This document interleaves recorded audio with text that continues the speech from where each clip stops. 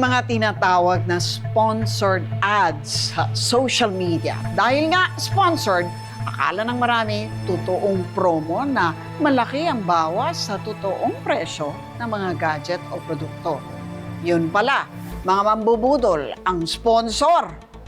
Jess, paano nakakalusot yung mga yan? Kasi Lucci, pag tinignan mo halimbawa, yung ads na inilalabas nila, makikita mo ang taas ng engagement. Yun na nga Minsan, eh. libo yung nagla-like. At may Kasi nagre-reviews pa. Kaya Oo. pag tinignan mo din yung actual page, makikita mo ang daming followings. Umaabot pa nga ng 6 digits minsan yung following. Oo. Kaya ikaw makukumbinsi ka, baka legit to. Tapos, ang add-on pa doon, ang laki ng discount na makukuha mo doon sa produkto. Ay, yun ang pinaka-attraction dyan, di ba? Mura.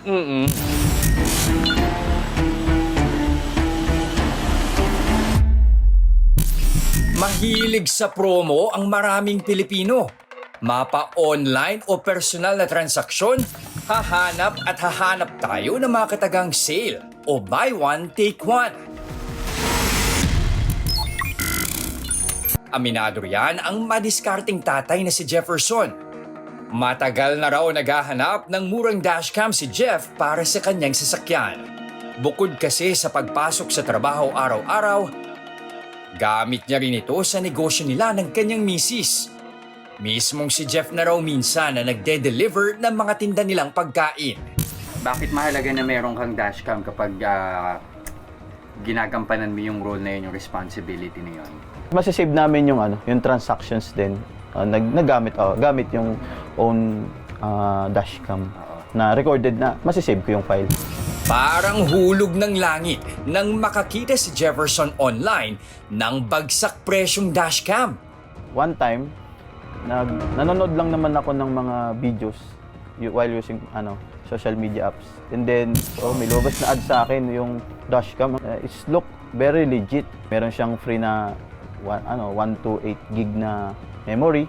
Meron pa siyang nilagay na na parang kasama yung wall mount, kasama din siya. Tapos may libre din siyang back camera pag magre-reverse ka. So napaisip ako, kailangan to, necessity to nowadays. Nakasil din sila. During that time nakalagay. So magkaano? 799 yung price eh. Nang i-click ang sponsored ad sa Facebook, sunod-sunod na mensahe ang natanggap ni Jeff mula sa page na dashcam recording.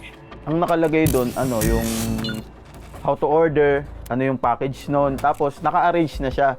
And then, katabi na nun yung pambalot nila. Yung pambalot nila, kasama yung delivery service eh. So, it's look very legit talaga.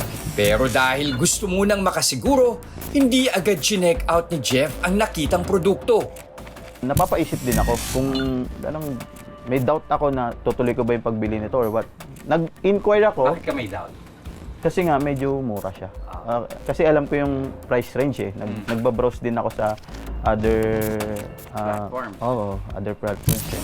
Nakumbinsi lang daw si Jeff nang magpakita ng reviews at proof of transactions ang seller. Ano nakalagay doon? Ang nakalagay, ang ganda ng dashcam.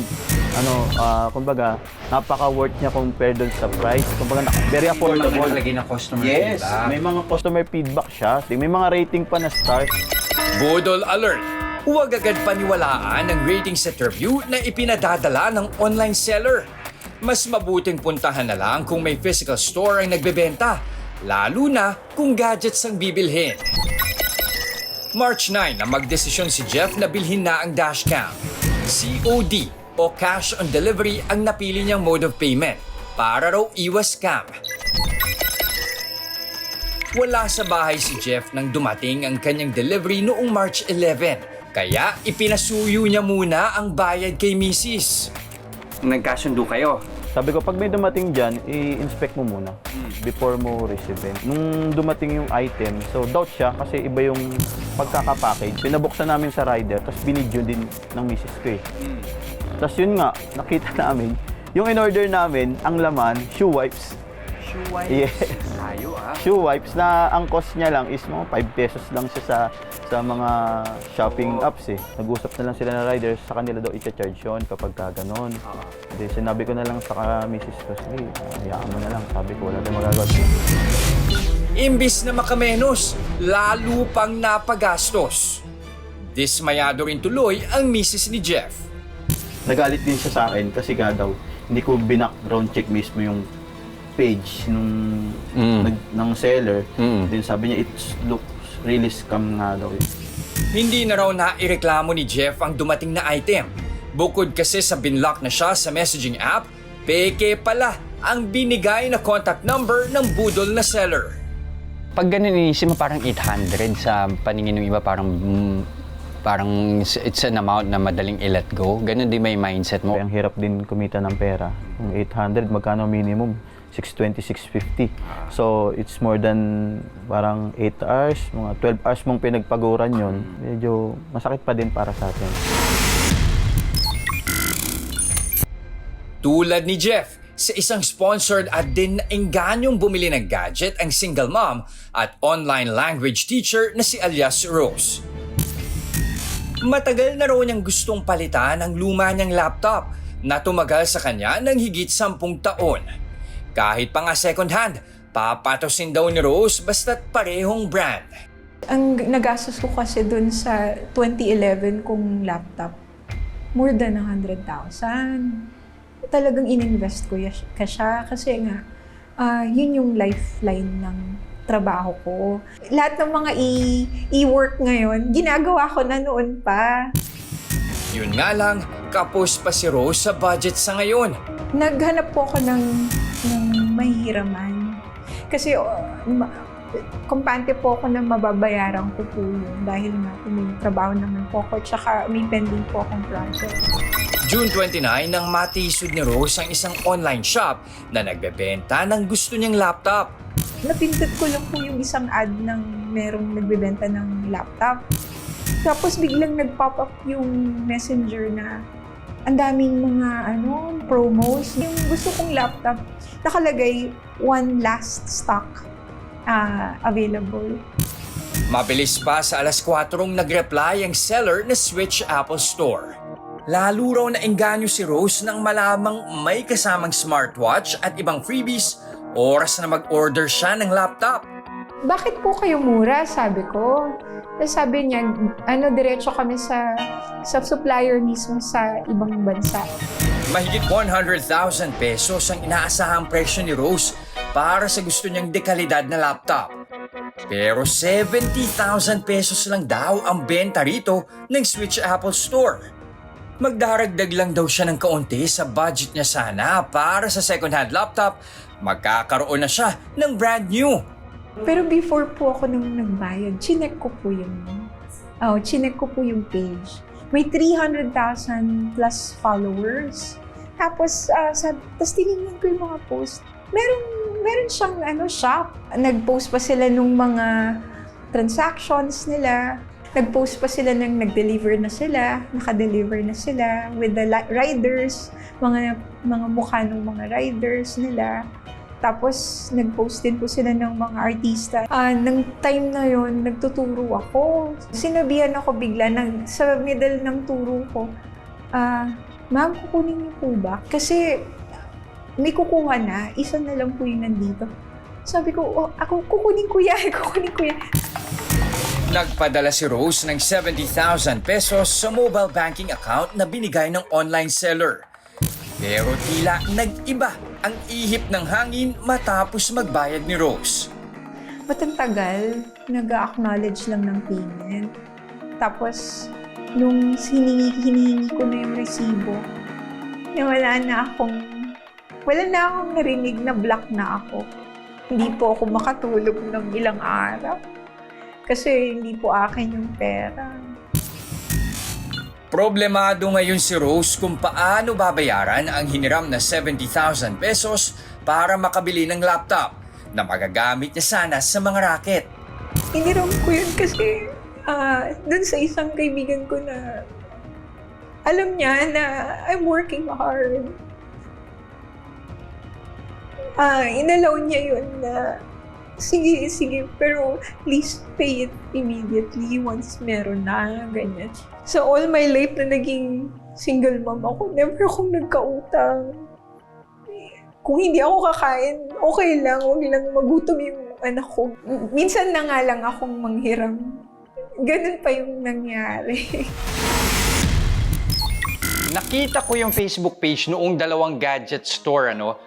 Kapansin-pansin, halos parehas na parehas. Meron lang pagkakaiba doon sa pangalan. Yung isa, Switch Apple Store. Yung isa naman, Switch Apple Premium Reseller. Etong Apple Store, ang likes niya, 314,000. Ito namang sa isa, 78,000. Ang nakakabahala rito, yung 300,000, yun yung nang sa scam. Samantalang itong 78,000 at mas mababa yung engagement, yun pa yung legit. Pinuntahan din ng staff namin ang address sa Facebook page ng Apple Switch Store sa Santa Rosa, Laguna. Tumangging humarap sa camera ang mga tauhan sa store. Pero kwento nila, halos araw-araw silang pinuputakte ng mga customer na gustong mag-avail ng mga promo na inaalok ng peking seller.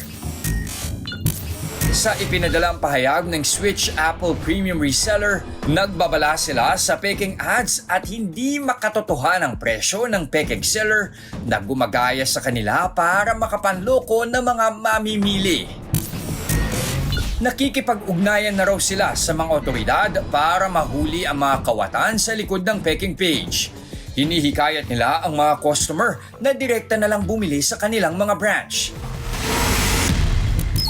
Ayon sa Department of Information and Communications Technology o DICT, pahirapan ang paghabol sa naturang peking seller dahil nagbabayad ito sa social media company na Meta para sa sponsored ads. Gagamitin yung pangalan ng kumpanya nila at magpo-post ng ad itong mga scammer na may promo, 50% off dito sa mga produktong yan. Yung palang pag-click nila, hindi naman napupunta doon sa kumpanyang yan. Napupunta sa scamming site at doon sila nabibiktima. Hindi ito binevet ng social media platform. Kung sino man ang willing na magbayad doon sa ad na yan, pinopost lang nila. So, kung magkiklik kayo, wala silang assurance or guarantee na lehitimo yung mga nagbabayad ng ads na yan. Kung wala na rin lang namang magagawa, charge to experience, ika nga. Magiging maingat na lang sina Jefferson at Rose sa susunod at wala nang mabiktima pang iba ang mga salot na peking sponsored ad. Ano yung biggest learning for you here? Mas maganda pa rin, kahit na it costs time, magpunta ka sa mall. Never trust a page that doesn't have a review, nor comments, negative or positive. At nakakalungkot is itong mga social media platforms become their enablers. At it would seem that they're not doing much in order to control or to reduce itong mga scamming na ito na ginagamit yung platform nila. There has to be some way of making them accountable sa ganitong mga bagay na panloloko sa mga mamamayan. Totoo talagang binago ng social media ang buhay natin. Sa ngayon, naglipa na talaga ang mga walang matinong magawang nakapeperwisyo pa sa iba. Kaya talasan ang paningin at panamdam. Mag-ingat sa mga kawatan online. Ako po si Jess De Los Santos at ito ang aking Budol Alert.